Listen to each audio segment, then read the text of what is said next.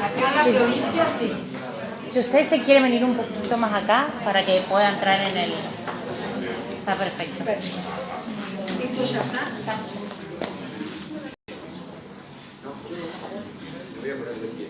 Bueno, pero yo primero no sé dónde apretar. Puso como con hola. Bueno, vamos. Hola, hola, no. ¿Se escucha? Bueno, vamos a comenzar esta jornada que va a ser con algunas más, siempre presencial, y nos van a poder acompañar los colegas que quieran hacerlo, tanto a través de internet.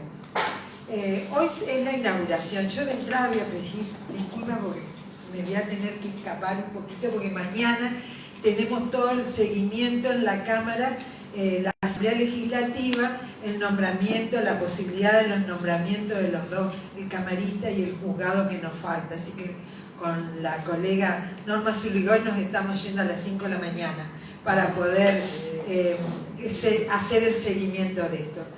Yo lo que quiero transmitirle a todos los colegas y a todos los que, a la sociedad en su conjunto, mis palabras van a estar, además de presentar lo que voy a dejar, no van a ser académicas, absolutamente no van a ser académicas. Yo lo voy a decir, voy a hablar como presidente del colegio aprovechando esta gran oportunidad que nos da esta oralidad, este proceso en principio que se está poniendo en funcionamiento. Es un salto, yo entiendo que es un salto, nos estamos agachando para dar ese salto triple hacia el futuro, para una mejor justicia para la sociedad argentina. Lo que creo fundamentalmente, y es lo que quiero transmitir, que la única manera de que esto funcione es que las partes, por eso dije, lo mío no va a ser procesal ni académico. Yo entiendo que trabajamos en esto tres partes.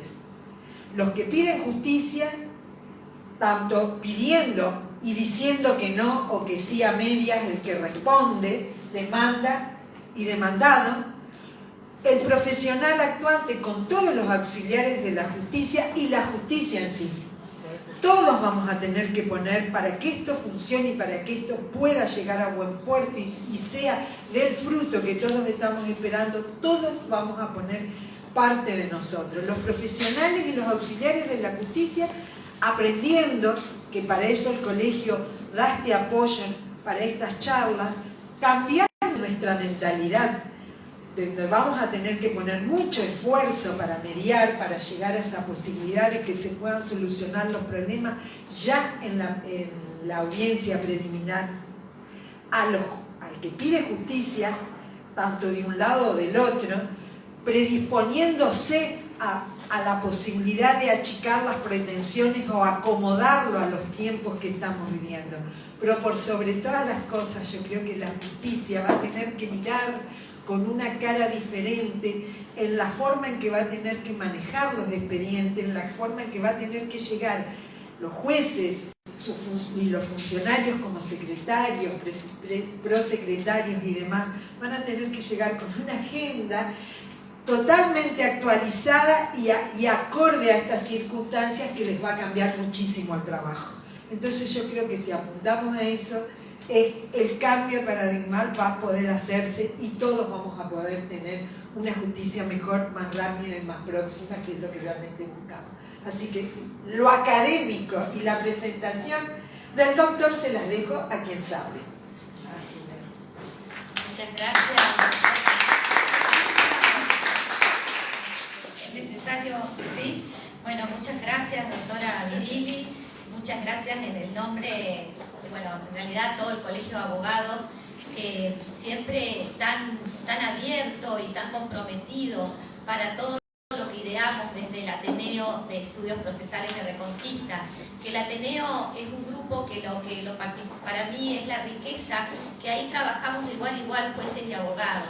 Estudiamos juntos, nos formamos y tenemos las mismas dudas y bueno, y eso creo que lo hace rico, ¿no? Porque nos pone a cada uno en un proceso de aprendizaje que es donde estamos todo el tiempo en la vida. Y bueno, desde el Ateneo soñamos este lugar, este momento. Soñamos que finalmente la circunscripción cuarta inició la oralidad civil, ¿no? Así que, bueno, eso... Estamos convencidos que es un cambio de matriz, es un cambio paradigmático, es un cambio en el método de debate, ¿no? Y que creemos que realmente esto que sabemos que la justicia está tan alejada de la gente, que los tiempos son tan injustos, cuando llega la sentencia ya podemos decir que no sé si hacemos justicia, seguramente no.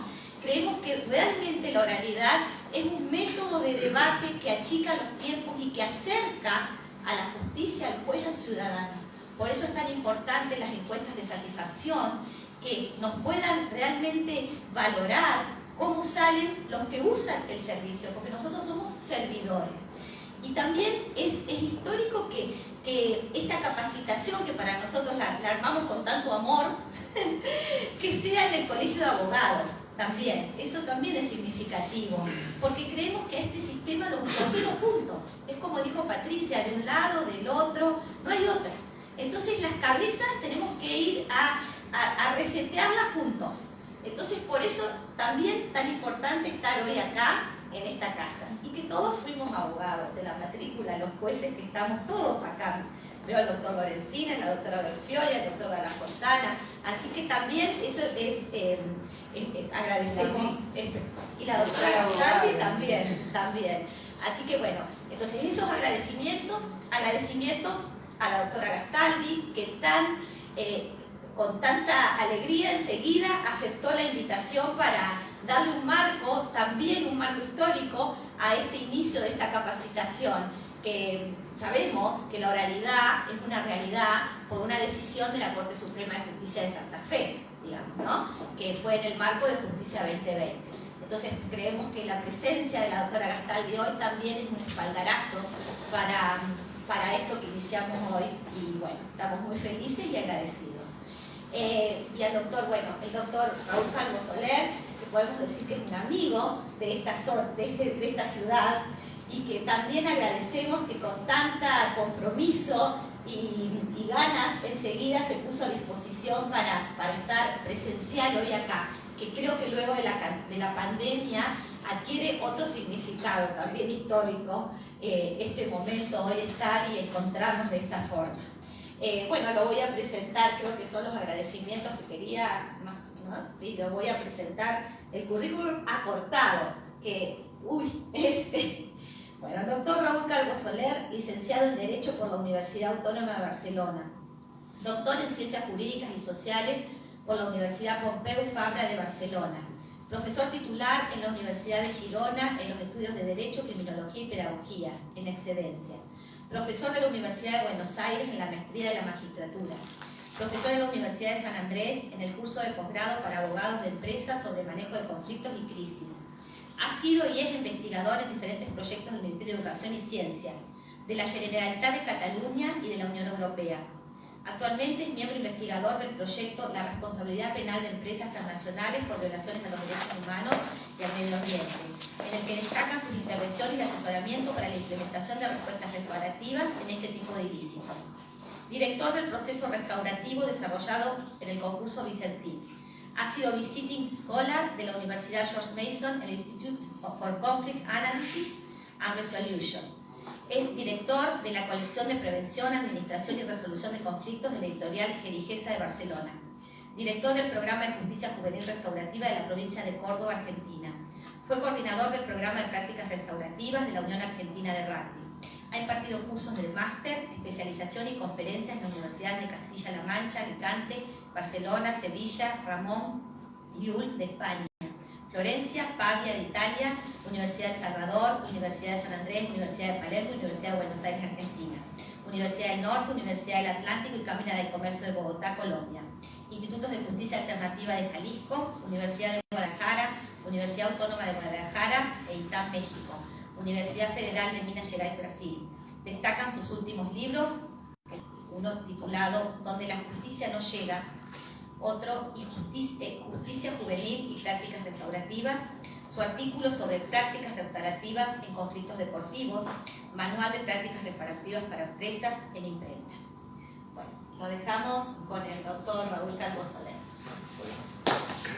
¿Eso tengo que usar? ¿Esto? Bueno, yo me voy a quedar sentado, así que es imposible que yo logre dar una charla sentado, así que me voy a poner de pie porque es el lugar donde más cómodo me siento. Bueno, nada, muchas gracias por la invitación. Para mí un placer estar en el Colegio de Abogados, un placer estar hoy en esta ciudad que tan entrañablemente me ha recibido las veces que he venido, así es que gracias a las dos personas que me presentaron esta ciudad, a Fabián, Benia, muchísimas gracias a todos, gracias por la presencia de todos ustedes. Y bueno, en realidad quiero contarles algunas ideas sobre una parte de lo que voy a intentar contarles. Tiene que ver con un libro que recientemente sacamos con el doctor Jorge Rojas, sale ahora, que es un libro que se llama El proceso articulado, que habla sobre la flexibilización de la conceptualización del proceso. Yo siempre le digo, a veces yo doy clases para ingenieros, y cuando a un ingeniero tú le dices que un problema tiene una multiplicidad de soluciones todas idénticamente buenas, les da un paro cardíaco, tamaña frase. Bueno, yo suelo decirle a los procesalistas, para provocarlos, que en el futuro no habrá un debido proceso, habrá muchos debidos procesos. Y ese va a ser el gran cambio que el derecho propone. Así que algunas de las cosas que quiero contarles tienen que ver con esos muchos debidos procesos. Pero para empezar, permítanme que comience por un punto. Yo suelo preguntarle a mis estudiantes, que me toca dar clases normalmente en el último año de carrera, les pregunto, ¿para qué quiere una sociedad del siglo XXI un instrumento llamado derecho creado en el siglo XVIII y XIX? Y aunque esto parezca una pregunta trampa, en realidad no tiene una respuesta sencilla. No es claro hoy por qué nuestras sociedades necesitan al derecho. No es claro.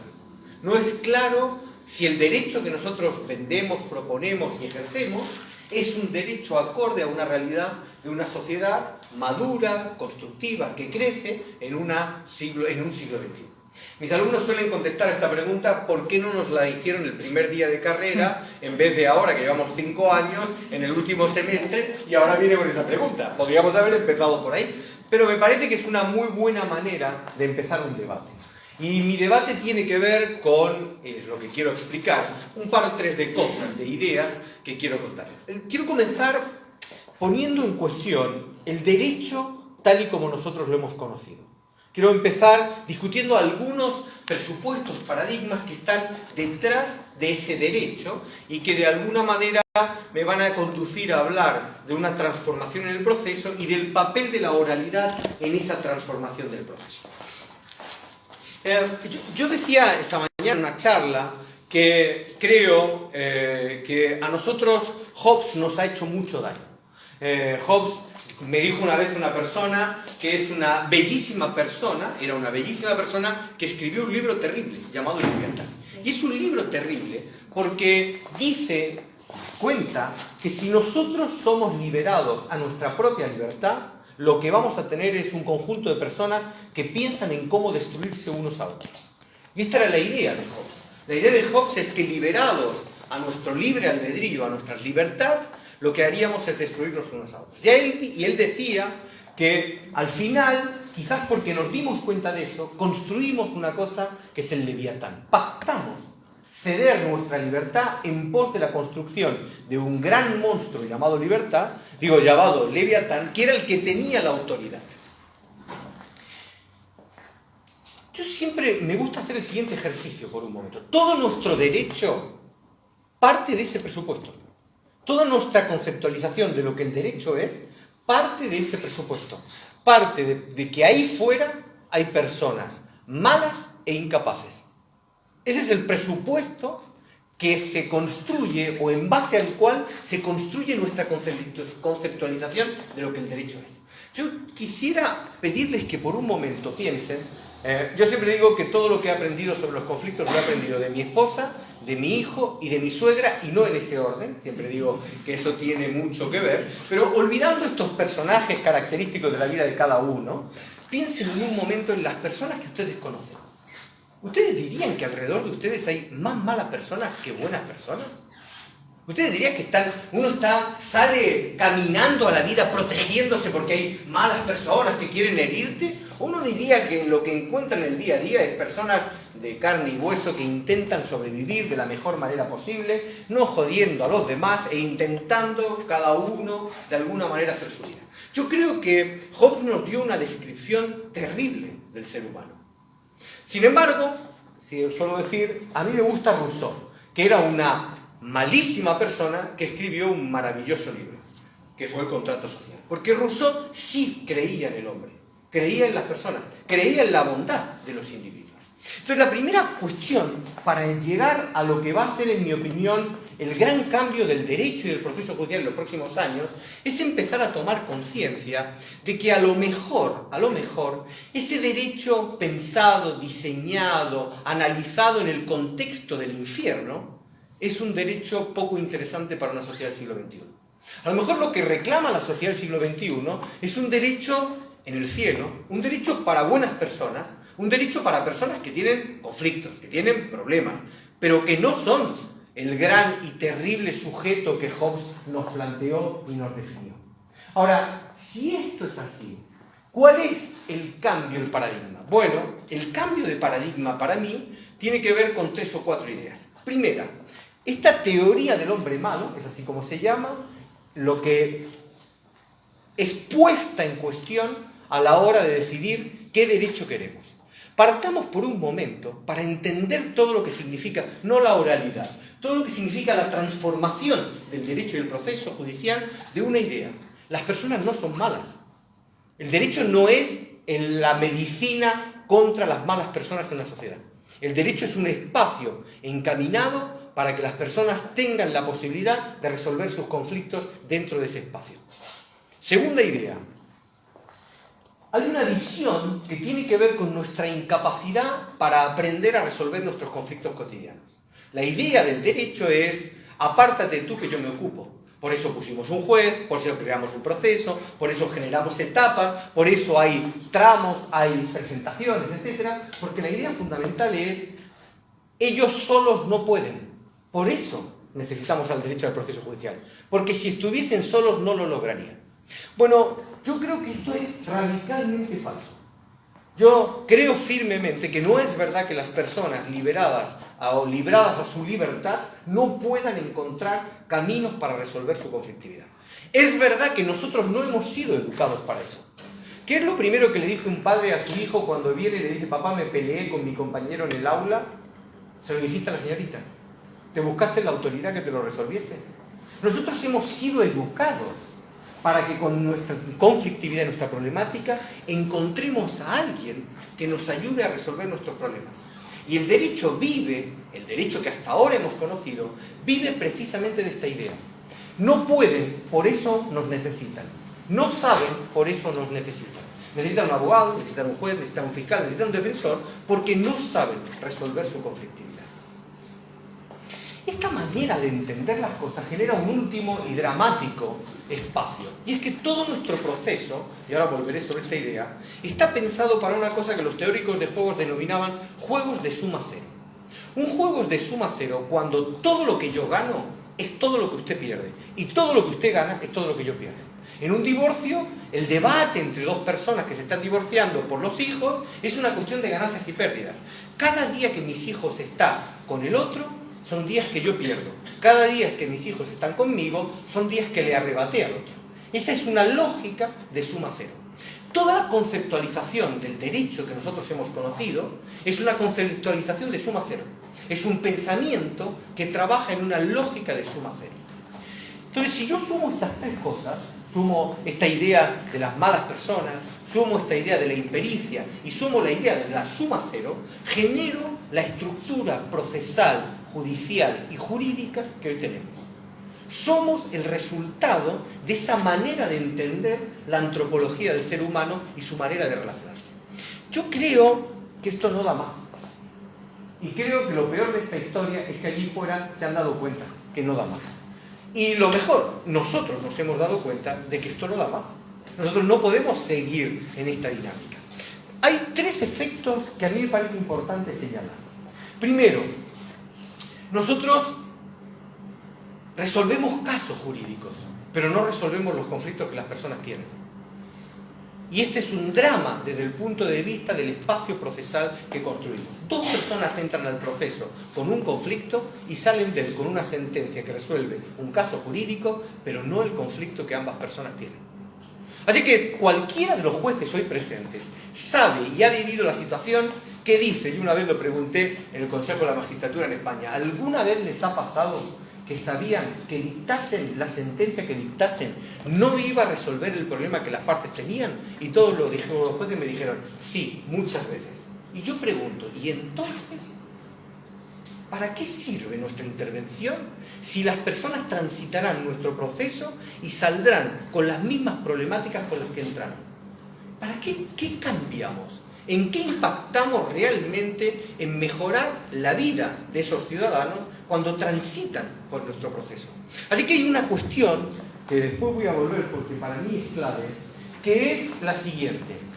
Cada vez que las partes ingresan a un proceso, cada vez que un juez dicta una sentencia, la sentencia resuelve una parametrización de la realidad. Esto es lo que nosotros llamamos caso jurídico. Y no hay que olvidar que el caso jurídico es una elección de la realidad. El derecho no describe lo que realmente le pasa a las personas. Elige características. Hace mucho tiempo, dos grandes filósofos del derecho argentino, yo sé quién es Vélez Sarsfield porque cuando yo estudiaba Derecho en Barcelona, nosotros estudiábamos al Churrón y Bulini. Y era obligatorio estudiar al Churrón y Bulini. Dos excelentísimos, la razón por la que vine a la Argentina fue para estudiar con ellos dos. Alchorrón y Bulín escribieron hace mucho tiempo un maravilloso libro que se llamó Normative System, que el traductor tradujo bajo el título de Introducción a la metodología de las ciencias jurídicas y sociales. Yo digo, ¿cómo el traductor convirtió Normative System en Introducción a la metodología de las ciencias jurídicas y sociales? No tendremos respuesta nunca. Yo me asusté porque pensé, si esto lo ha hecho con el título, ¿qué no habrá hecho con la traducción del libro dentro? Pero les pareció que esto iba a darle un sentido mayor a la venta del libro. Bueno, ellos dicen ahí una cosa que me parece importante, y es que el legislador elige de la realidad un conjunto de propiedades y las fija en una cuestión que se llama caso jurídico. El caso que ellos utilizan, por eso sé que es Vélez Sarsfield, es el caso del tercero adquirente de buena fe del Código Civil de Vélez Sarsfield. Exactamente. Entonces, ellos dicen que finalmente el legislador lo que dice es, imagínense, lo pongo de esta manera, para que se vea a dónde quiero llegar. Supongamos que el legislador se da cuenta que está pasando algo en la sociedad, y es que hay mucha gente que se enfada, que tiene conflictos, que tiene problemas, porque le compra a otro un inmueble y resulta que viene un señor que dice ser el propietario del inmueble que el otro pagó y en el que el otro vive. Así que tocó a la puerta y que vaya saliendo porque esta casa es mía. Y el otro dice, pero si yo pagué por esta casa. Ese no es mi problema.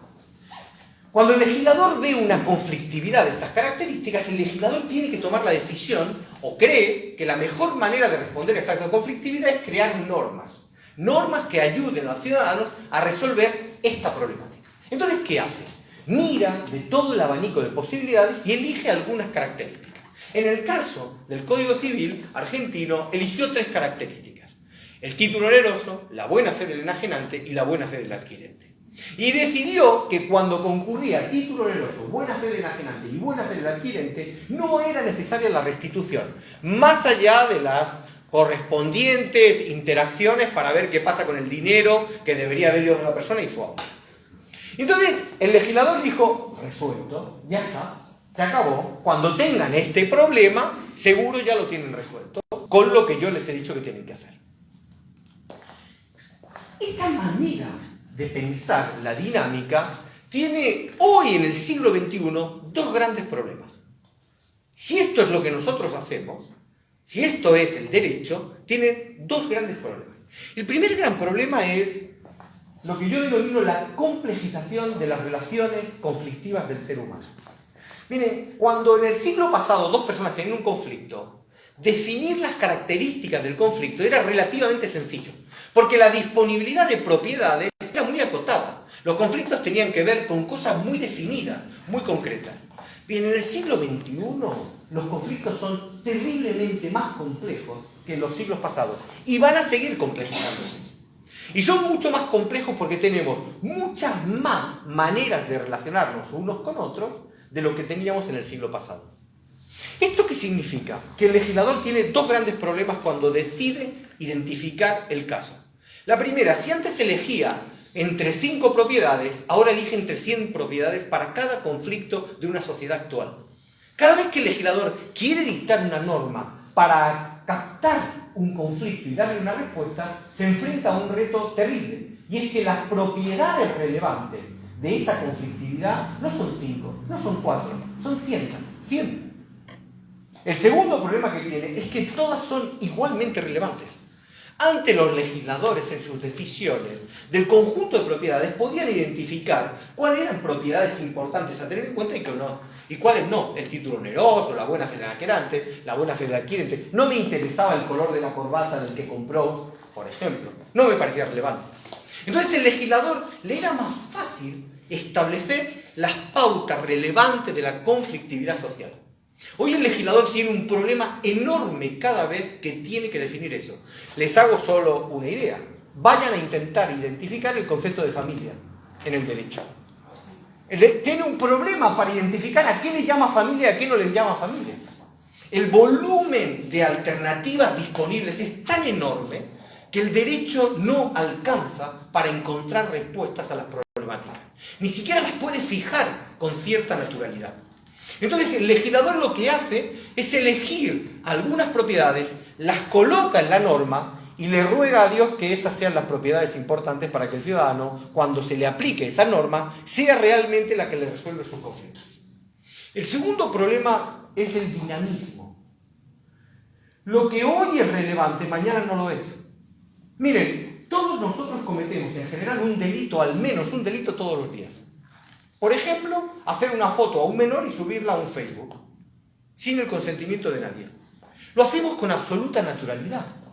Ahora, al legislador no se le ocurrió cuando dictó la norma que íbamos a inventar un aparatejo llamado teléfono y que podríamos en 2 segundos hacer una foto, subirla a la red y que la viesen millones de personas. Cuando dictó esa norma, esa realidad no existía. El resultado de esta dinámica de complejización y dinamismo, de cambio constante, es dramático. Hay leyes que no han sido publicadas y ya son viejas. Antes de que el legislador dicte la ley, ya el mundo cambió tan rápido que la ley ya es vieja. No sirve, no resuelve el problema que el ciudadano tiene. Así que tenemos fíjense, este es el drama. Nosotros tenemos una conflictividad compleja y dinámica y queremos atajarla con un instrumento llamado derecho que es simplificador y estático. Y tenemos una problemática para alcanzar a dar respuestas en esa dinámica. Es verdad que a esto se le añade la manera en que todos nosotros fuimos formados como abogados. Y es el mea culpa de las universidades, debería ser expresado de alguna manera.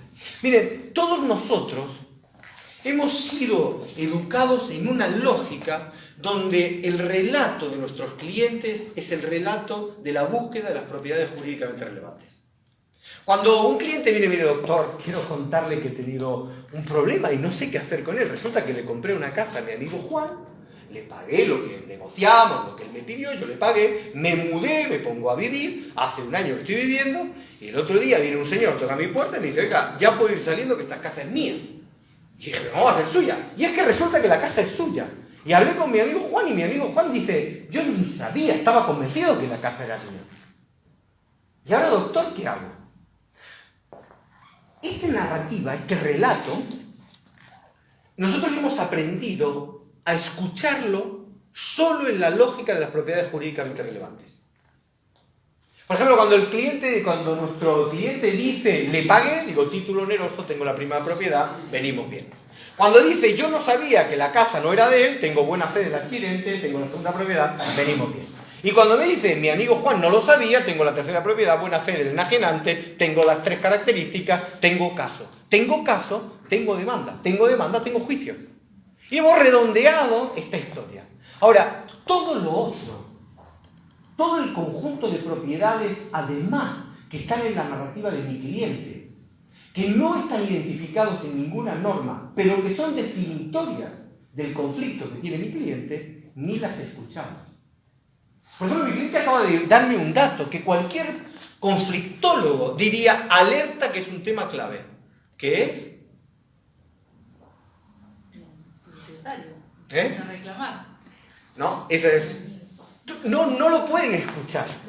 Es como que nuestra orejita no fue educada para escuchar. Es un amigo. Que es un amigo. Si es un amigo, la relación de amistad implica una fuerte carga emocional. Todo conflicto con fuertes cargas emocionales tiene una ratio de escalada muchísimo mayor que un conflicto donde no hay amistad. Ahora, si el derecho hubiese dicho, allí donde se manifieste amistad, todos hubiese dicho, amigo, ahí lo tenemos, la propiedad de la amistad. Pero como no lo dice, como no está en la norma, pues no lo escuchamos. Es impresionante el drama que ha generado, en mi opinión, las facultades de Derecho en nuestro modo de entender la realidad, que es la primera causa del gran drama del derecho y del proceso judicial en nuestras sociedades. Fíjense, todas las preguntas, ¿qué preguntas le harían a su cliente? ¿Qué le preguntarían a Juan? ¿Qué quiere, por ejemplo? Pero ¿qué quiere? Tiene que ver con lo jurídico, con qué voy a hacer en el proceso. ¿Qué más le preguntaría? ¿Qué propone? Pero tiene que ver con la idea de...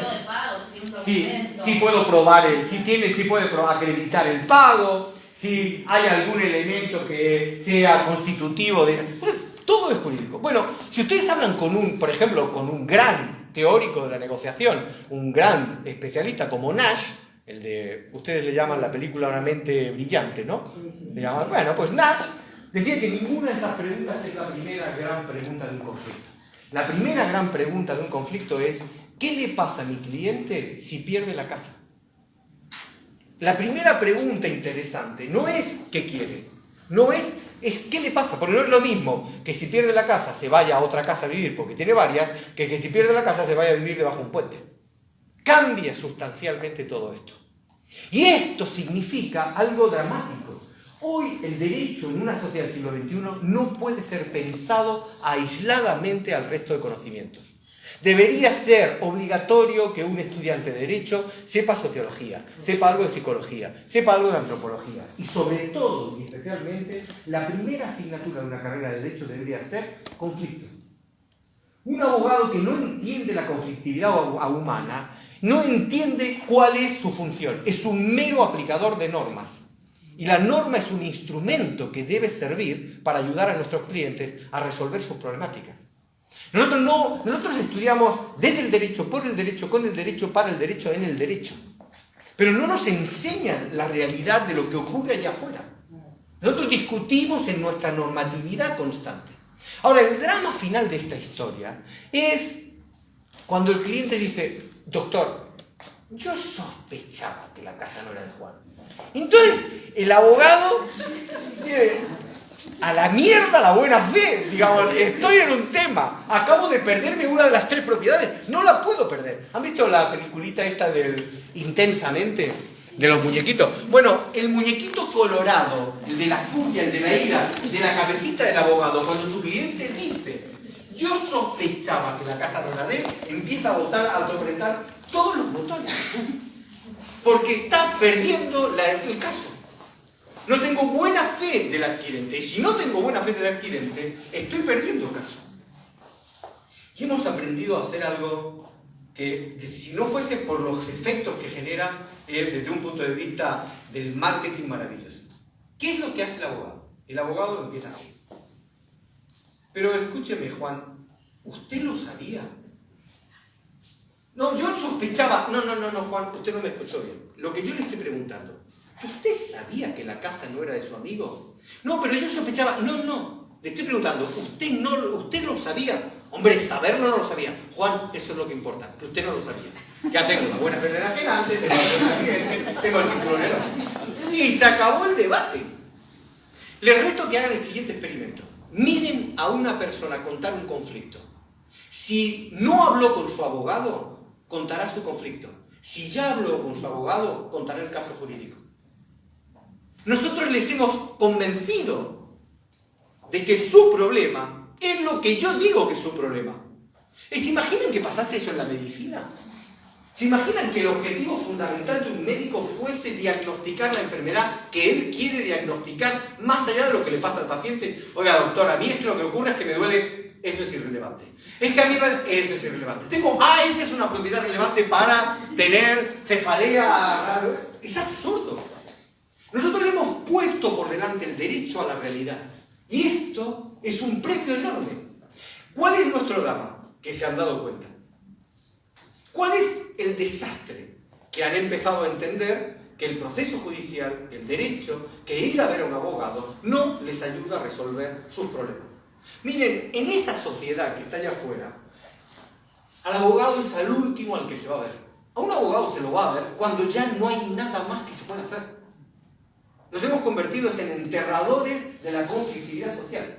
Un abogado, dos amigos que hablan y dicen, ¿sabes qué? Voy a ir a ver a mi abogado. Que no hay otra cosa que se pueda hacer, ya está.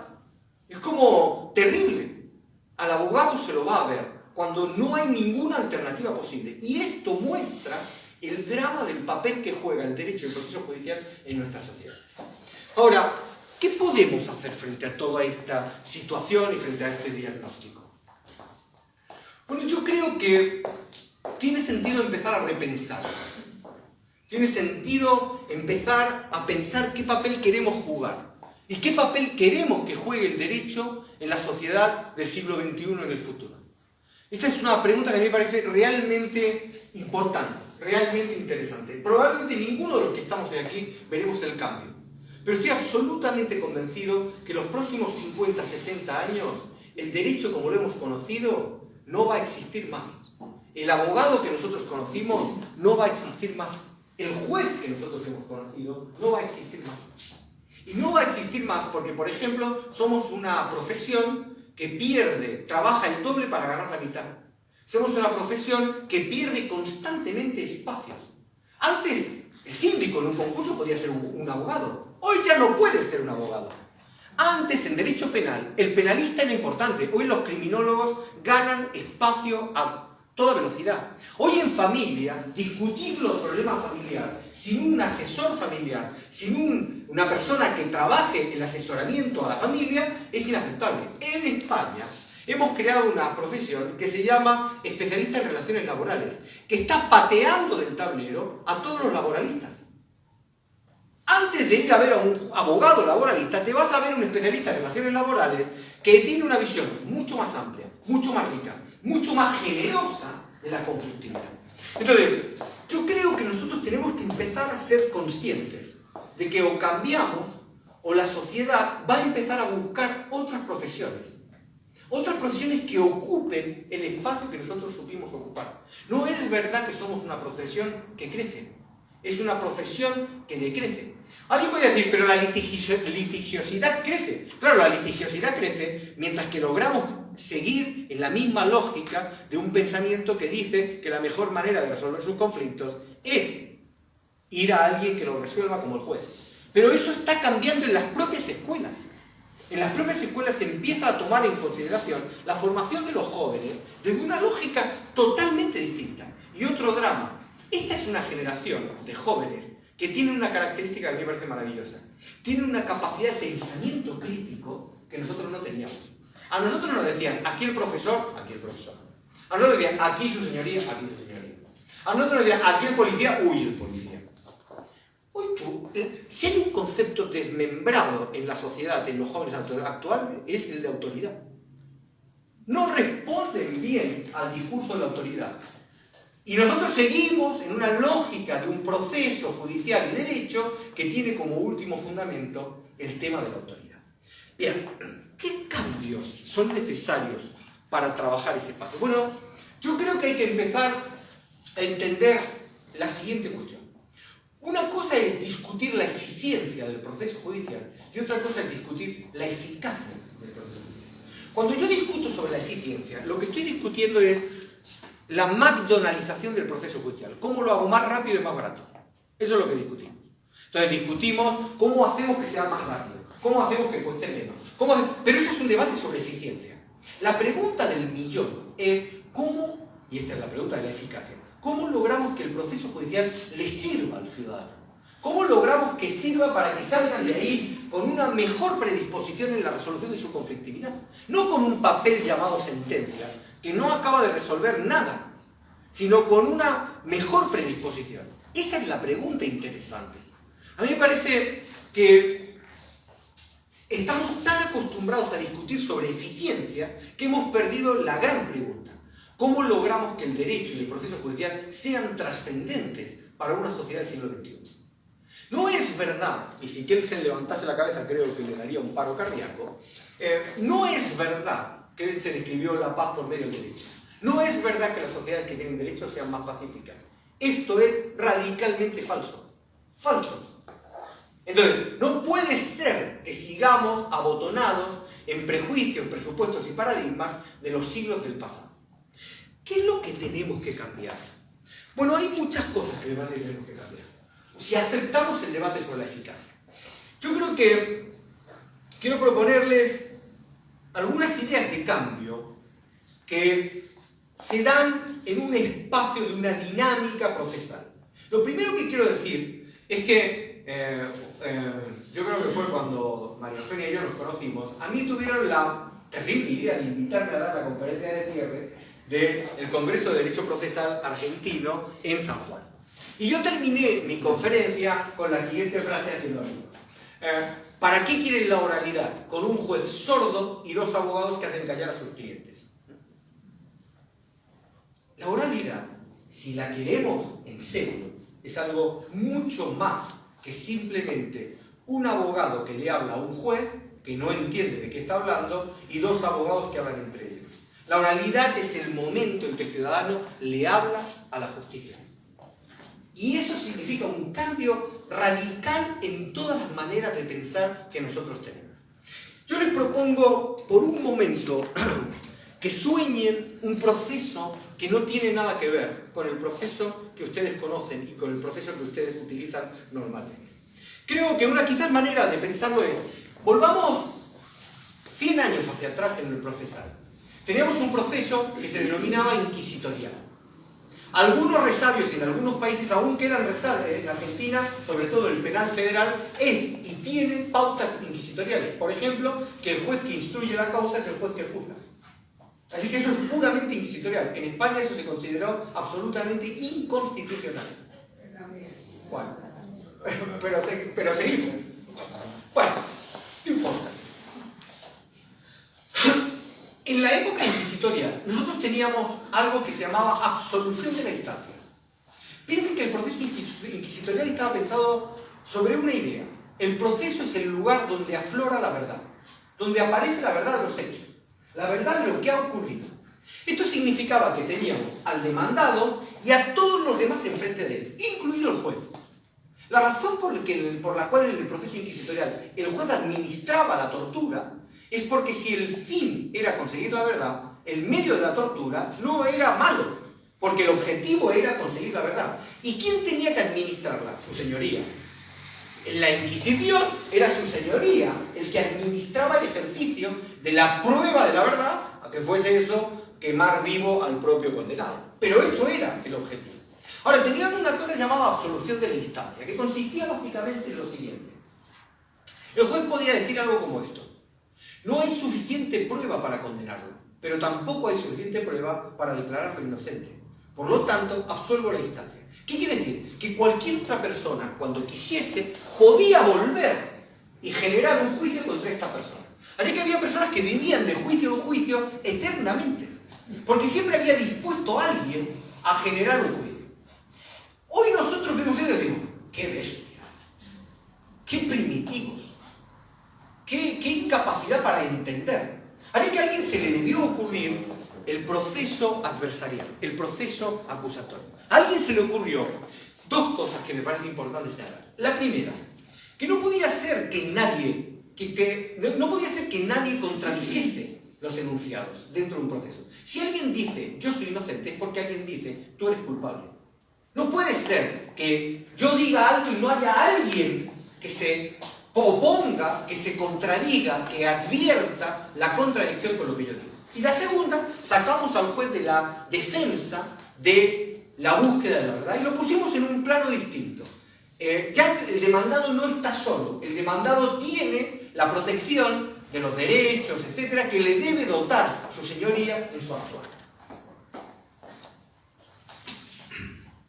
Ahora, eso que parecen dos buenas ideas, yo creo que el tiempo, el proceso y la realidad los ha desvirtuado. Y me explico qué quiero decir con que los ha desvirtuado. Nosotros no tenemos un proceso. Nosotros hemos convertido el principio de adversariedad, el principio de contradicción, en el principio de enemistad manifiesta dentro del proceso.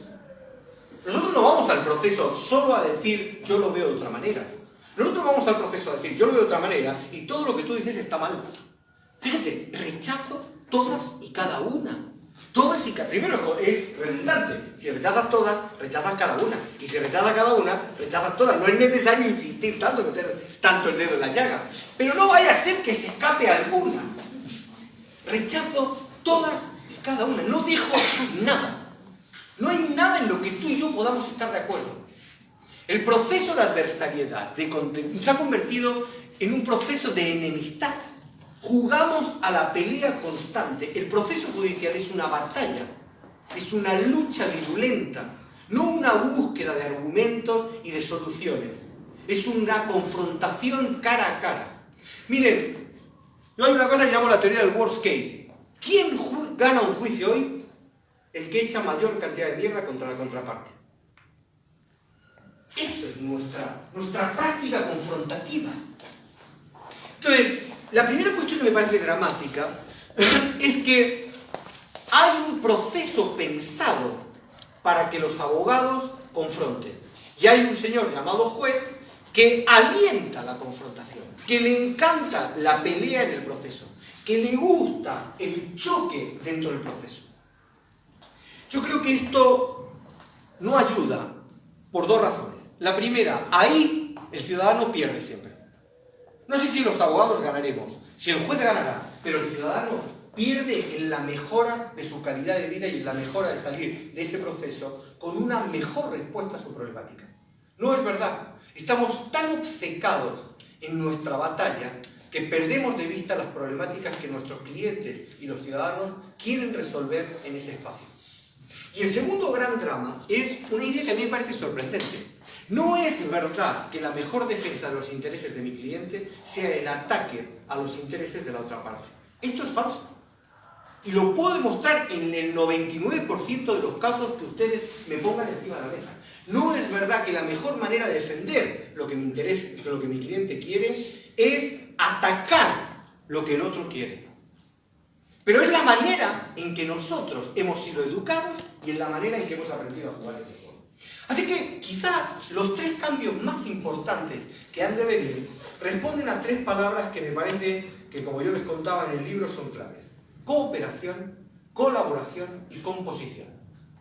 Primero, estoy convencido que el proceso judicial que ha de venir es un proceso diseñado cooperativamente. El proceso judicial que ha de venir no es un proceso donde el mejor éxito de la intervención sea el aniquilamiento del adversario, como decía Václavic, ¿no? Como decía Clausewitz. No se trata de ir al proceso a destruir al otro. Vamos a tener un proceso judicial, y ya está pasando. Les reto a que miren las nuevas reglas de UNIDROIT, el anteproyecto de modificación del Código Procesal, que está en algún cajón, en algún lugar, que ya incorpora todo este discurso. Empieza a incorporar todo este discurso. El punto de la cooperación me parece que es clave. La cooperación es una manera de rediseñar el proceso judicial. No me sirve para nada una oralidad en un contexto donde la oralidad se convierte en un lanzador de agresiones al otro. La oralidad solo tiene sentido si viene acompañada de algo que no sabemos muy bien hacer, la escucha. No tiene sentido en un proceso la oralidad si en el proceso no hay escucha. No tiene sentido verbalizar algo si no hay alguien que lo escuche. Si su señoría no sabe nada de conflictos y en la audiencia no entiende nada sobre la conflictividad que está ocurriendo entre las partes, ¿qué más dará que alguien se lo cuente o no se lo cuente? Lo que necesitamos es un juez que sepa escuchar la problemática que las partes tienen, contada por sus abogados y contada por sus ciudadanos. Entonces, oralidad que no trae escucha es una mera interacción. Ahora, antes nos escribíamos las barbaridades, ahora nos las diremos. Pero no hay mucho cambio en eso. La oralidad tiene que ser el espacio donde seamos capaces de escucharnos en el proceso. Y esto va a ser una responsabilidad del juez. Uno de los grandes cambios que se vienen desde este punto de vista es que su señoría va a ser responsable en la implementación de un proceso judicial donde la oralidad reclama la escucha. Y eso es un tema de diseño del proceso. No tengo ahora tiempo para detallar esto, pero la mayoría de los elementos del diseño fino procesal que nosotros conocemos están pensados desde una lógica de competitividad. No es que el abogado es competitivo, es que juega al tenis. ¿Se imaginan a Rafael Nadal y a Roger Federer cooperando en el partido? Digamos, eso no es tenis, que se den con todos y lo que importa es que se peguen fuerte. Para eso fue pensado el tenis. El tenis no reclama dos sujetos que cooperan. El tenis reclama dos sujetos que se dan con la pelotita todo lo que pueden. Bueno, nuestro proceso judicial está pensado como un partido de tenis. En cada etapa, en los procesos de prueba, en las dinámicas de los tiempos procesales, todo lo que tiene que ver con la documentación, todo esto, el diseño de ese proceso es el diseño de un proceso competitivo. Así que hay algo que debería dejarnos tranquilos. Jugamos competitivamente porque nos proponen un juego que es competitivo. El primer gran cambio es transformar ese proceso para convertirlo en un espacio cooperativo. Insisto sobre esta idea porque me parece que basta con que lo piensen un momento. Si lo piensan en términos de caso jurídico, las soluciones de las problemáticas cooperativas no existen. Pero si lo piensan en términos de la conflictividad que realmente tiene mi cliente con la otra parte, lo cooperativo aparece con absoluta naturalidad. Recuerden algo que yo siempre explico. Uno solo puede tener un conflicto con alguien al que necesita. Uno no puede tener conflictos con personas a las que necesitan. Dos personas que se divorcian tienen un conflicto, sí, solo sí, se necesitan. Un padre, una empresa tiene un conflicto, sí, solo sí, necesita al otro. La interdependencia es un elemento definitorio de la conflictividad humana. Entonces, si nosotros trabajamos en la lógica de la construcción de un espacio cooperativo y trabajamos en la lógica de la búsqueda de la solución de la conflictividad, lo que tenemos que poner el foco, no olvidar el caso jurídico. Yo no estoy proponiendo que el abogado deje de saber derecho. Lo que estoy proponiendo es que el abogado, además de saber derecho, debe saber algunas cosas más. Porque la cooperación surge en el mismo momento en que dejamos de lado la lógica perversa de todo lo que yo gano es todo lo que tú pierdes y todo lo que tú ganas es todo lo que yo pierdo. Que es la lógica constitutiva del proceso judicial tal y como lo conocemos. El segundo cambio es un cambio que sí tiene que ver con nosotros.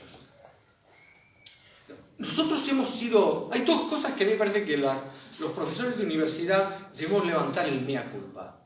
Yo siempre me peleo con los decanos de las facultades de Derecho y digo, ¿por qué llaman facultad de Derecho? ¿Por qué no la llaman facultad de Proceso Judicial? ¿No es verdad? A nosotros no nos enseñan Derecho y todo lo que significa el Derecho. A nosotros nos enseñan el Derecho en el contexto del litigio. Y esto es dramático porque el Derecho es mucho más que el litigio. El Derecho tiene mucho más que ver con muchas más cosas que no pasan en un juzgado, con un juez. Tienen que ver con cómo se relacionan los vecinos, tienen que ver con cómo se comunican, tienen que ver con cómo interiorizamos las normas, tienen que ver con la distinción entre tener una obligación y sentirme obligado. Tienen que ver con muchas más cosas de las cuales no aprendemos nada. Porque el momento de detonación está en el litigio. Pero el litigio, el proceso judicial, no agota el espacio que el derecho incorpora. Entonces, la primera cuestión que me parece importante es que las facultades de Derecho deberían enseñar Derecho, no solo proceso judicial, Derecho. La segunda cuestión que me parece importante es que necesitamos revertir nuestra cultura de litigantes. Lo cual no quiere decir no saber acudir a un proceso judicial, pero si el proceso judicial empieza a ser cooperativo, porque hay pre-trial, porque hay el discovery, todas las nuevas instituciones que se están incorporando en muchos países para darle cooperatividad al proceso, no tiene sentido tener un proceso cooperativo y ahora el que es absolutamente no colaborativo es el propio abogado, porque está en su cultura. Porque ahí sí vamos a estar como pez fuera del agua. Entonces, si nosotros estamos en la lógica de transformar un proceso para darle una lógica cooperativa, me parece ineludible empezar a repensar algo clave, la cultura de nuestra profesión. ¿Cuál es la cultura de nuestra profesión? Nosotros queremos seguir siendo confrontativos, adversariales, queremos que eso sea un valor. Hay abogados que hacen de esto un mérito. Hay abogados que se vanaglorian. Ah, no, lo reventé. No, es una cosa maravillosa. Bueno, yo creo que nuestra profesión era otra cosa. Yo pensé que nuestra profesión era otro espacio. La idea fundamental es que necesitamos un cambio de cultura para poder ser vistos como una profesión colaborativa. ¿Por qué dos abogados no se van a sentar y a entender la mejor respuesta posible a los intereses de cada uno de sus clientes? ¿Por qué el éxito está en pegarle al otro y no en entender lo que el otro dice? En no en comprender lo que el otro dice. Entonces, la idea fundamental es que necesitamos no solo un cambio de proceso, necesitamos un cambio de cultura, una manera distinta de entender nuestro ejercicio profesional. Y si alguien me va a decir la clásica de es que los clientes quieren sangre, les recuerdo que un cliente no suele querer sangre hasta después de haber hablado con su abogado. No sabemos bien si el cliente vino pidiendo sangre o el cliente se fue pidiendo sangre. Y eso es lo dramático de lo que nosotros tenemos que aprender a ofertar. La capacidad de ser protagonistas en una mejor manera de que nuestros clientes resuelvan sus conflictos cotidianos. Que salgan realmente del proceso diciendo, bueno, la verdad es que no conseguí todo lo que quería, pero la verdad es que he conseguido una mejor respuesta a mis problemáticas. Eso lo construye la cultura con la que el abogado conecta con su cliente y la cultura con la que la universidad forma la forma del abogado. Fíjense una cosa que me parece sorprendente. Nos parece maravilloso un abogado que le ponemos un caso y decimos, bueno, ahora argumente a favor. Bien, muy bien. Ahora argumente en contra. Bien, muy bien. Como si fuese irrelevante. Salte de un lado a otro y dele con todo lo que pueda. ¿Y las convicciones? ¿Y la capacidad que uno tiene para reflexionar cuándo un argumento es mejor que otro? ¿Y la capacidad que uno tiene para razonar en una interacción dentro de un proceso? El juez del futuro no es un dictador de sentencias, es un gestor de casos, es un gestor de conflictividad. Y les cuento una cosa más.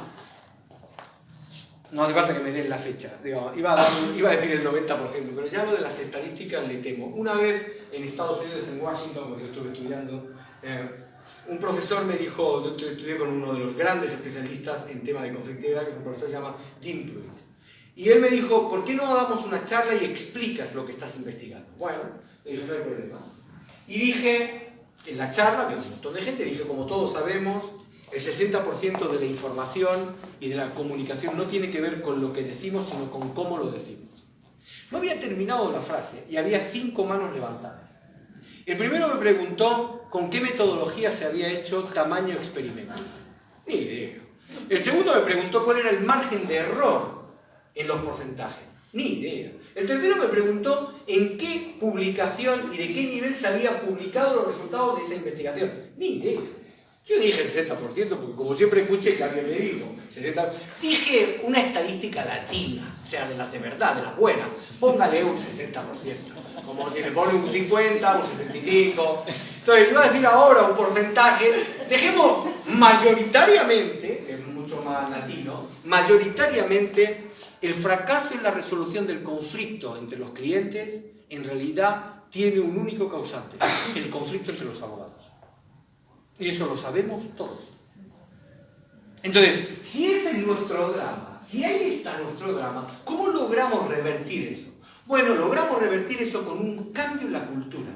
El día que los abogados podamos mirarnos unos a otros, no como contrincantes, sino como constructores de respuesta que mejoran los niveles de vida de nuestros clientes, del tuyo y del mío, habremos cambiado algo. Alguien me dijo una vez, yo viví esta situación, en un caso, que un señor le preguntan en un juicio ¿qué le gustaría a usted resolver aquí? Era un divorcio contradictorio.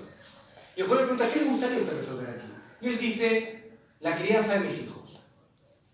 Bien, no hay problema, dijo el señor. Los abogados empezaron a negociar, a charlar, el juez proponía, etc. Todo muy bien. Y discutieron durante mucho tiempo y resolvieron el régimen de visitas y el régimen de alimentos. Y llegaron a un pacto, y llegaron a un acuerdo, y lo firmaron, y todo maravilloso, y su señora le preguntó ¿qué le ha parecido? Y él dijo, excelente, quiero agradecerles a todos lo bien que lo han hecho. ¿Me pueden decir cuándo vamos a empezar a discutir la crianza de mis hijos? Y todos se quedaron como diciendo, ¿qué nos hemos perdido en esta historia? Nos hemos perdido la escucha. Hemos dejado de escuchar lo que él estaba proponiendo. Nos fuimos tan lanzados a enfrentarnos que perdimos el elemento clave de la colaboración, que es escuchar lo que el otro está proponiendo. Es tomarse el tiempo de entender de qué vamos a hablar, desde qué lugar vamos a hablar y cuáles son las posibles vías de solución. La última palabra clave del proceso es composición. Miren, yo creo que en el futuro lo último que hará un juez es dictar sentencia. Y lo que va a ocurrir, si hacemos bien nuestro trabajo, es que en la mayoría de los procesos se resolverá el conflicto antes que su señoría dicte la sentencia.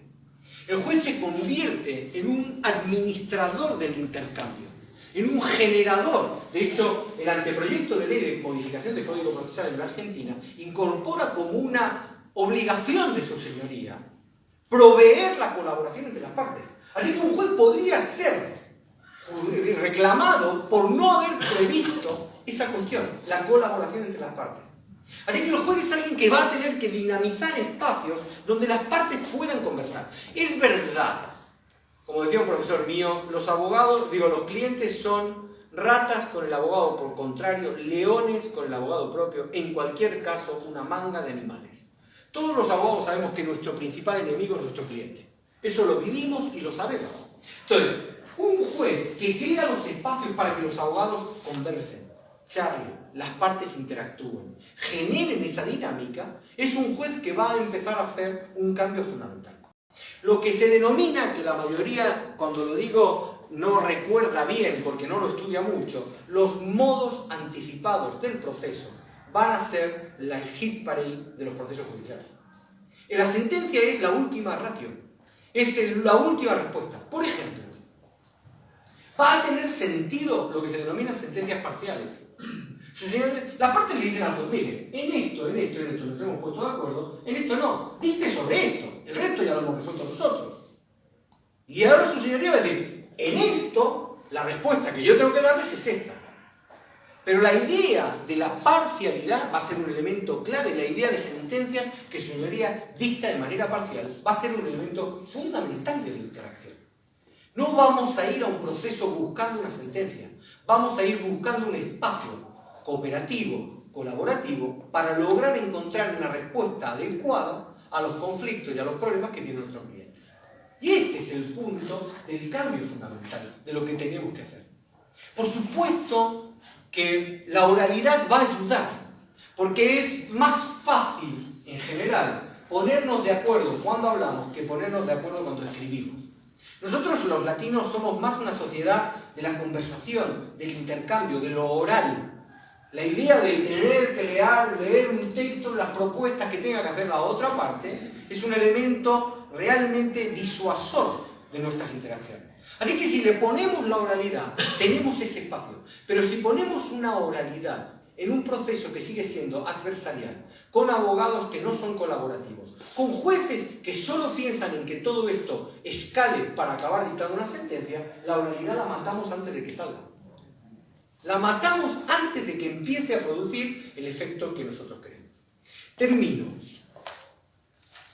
Yo creo firmemente que es bueno en una sociedad la existencia del derecho, la existencia del proceso judicial, la existencia de abogados, la existencia de jueces. Por ejemplo, el principio de acuerdo procesal. ¿Ustedes se imaginan dos abogados que pactan el timing del proceso?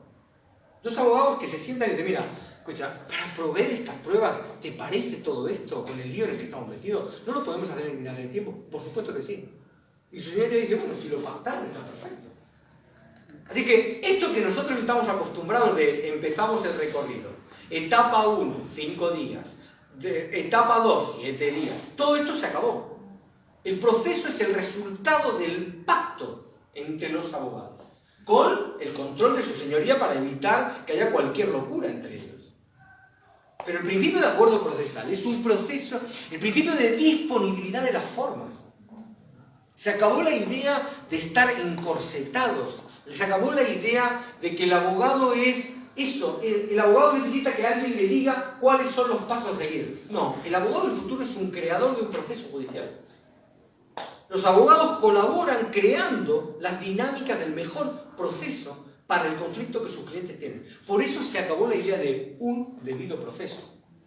Va a haber tantos debidos procesos como los abogados colaboradores puedan construir en pos de una mejor respuesta para los intereses de sus clientes. Es que se acabó esto de... Por eso yo digo siempre, ¿cómo vamos a formar? Para el abogado, yo creo que en el futuro la mejor competencia, destreza y habilidad de un abogado va a ser su creatividad. El éxito del futuro va a ser un abogado creativo, capaz de encontrar respuestas donde nadie la encuentra, y proponerla, y construirla y generarla con los otros. Ese es el abogado que el futuro, el mercado va a reclamar. No un abogado que ingresa en un proceso y no se puede salir de la línea en las dos primeras, en las dos últimas, en todo el lío que siempre armamos. Sino un abogado capaz de decir, bueno, el proceso que nosotros vamos a transitar es este, y lo creamos nosotros porque es el mejor para las problemáticas que mi cliente y el tuyo tienen. Yo creo que eso es el gran reto. Insisto sobre esto que me parece importante. La oralidad no nos va a ayudar a trascender si no la acompañamos de escucha. La oralidad no nos va a ayudar a trascender si no la acompañamos de una visión cooperativa, colaborativa y composicional. Y creo que eso es lo que nosotros tenemos que tener conciencia de que podemos hacerlo. El discurso sobre la idea de un modelo de derecho y un modelo de justicia acorde a la realidad del siglo XXI está encima de la mesa. Ahora es nuestra convicción, nuestro compromiso, tomarlo o dejarlo. Yo creo firmemente que si no lo tomamos, y ustedes lo saben mejor que yo porque lo viven todos los días en el puro ejercicio de su profesión, no tenemos demasiadas expectativas de seguir creciendo. Les doy solo un último dato. Solo el 11% de los estudiantes de Derecho de la Facultad de Derecho de la Universidad de Buenos Aires trabajará en algo vinculado con el mundo jurídico. El 11%. Todos los demás habrán hecho una carrera de 5 años, dura carrera de 5 años en la UBA, en la Facultad de Derecho, para acabar dedicándose a algo que no tiene nada que ver con lo que estudiaron. Eso no pasa en ningún otro ámbito académico de los que ustedes puedan imaginar. Ese porcentaje, Raúl, ¿de dónde surge? ¿Algún estudio Sí, de la UBA? sí, de la UBA. Sí. Claramente, podría haber puesto otro número, pero ese es el único Me número. parece fantástico. A ver, ustedes ven yo lo veo, el programa de televisión de la Mexicana, donde se sientan las partes, que a mí hasta que lo escuché recién hoy a usted, me pareció un espanto. Con razón es tan famosa y maneja tanto el rating. No sé si lo ven, pero lo suelen pasar en la hora del almuerzo, cuando yo estoy en Calchaquí, lo ponen así en la pantalla, se pelean.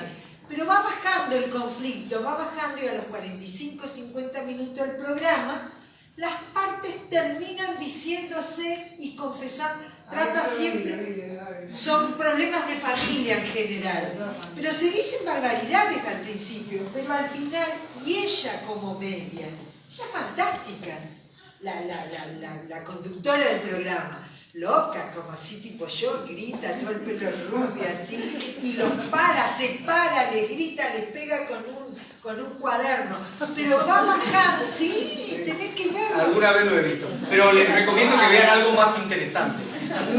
En el siguiente sentido, un juez norteamericano, que es una persona mayor, no sé si han visto algunos vídeos en YouTube, donde él conversa con las personas, habla con ellas, les cuenta cuál es el problema, toma conciencia de la problemática real que ellos tienen y desde ese lugar trabaja en el vínculo con las partes. Este es un punto clave. El derecho tiende a crear partes y no participantes. La palabra fundamental del proceso judicial, en mi opinión, es el protagonismo. Las personas tienen que ser protagonistas del proceso judicial. Yo creo que ese es, y otro tema que me parece fundamental, y sí, ya lo dejo. Yo creo que los abogados, ahora que no nos escucha ningún juez, los abogados tenemos que ser protagonistas del proceso judicial.